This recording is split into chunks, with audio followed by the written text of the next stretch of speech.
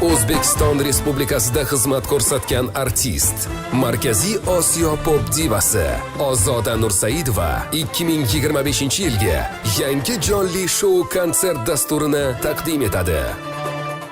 Konsertlar 7-maydan 16-maygacha soat 19:00 da Xalqlar do'stligi san'at saroyida O'zbekiston Davlat simfonik orkestri jo'rligida bo'lib o'tadi.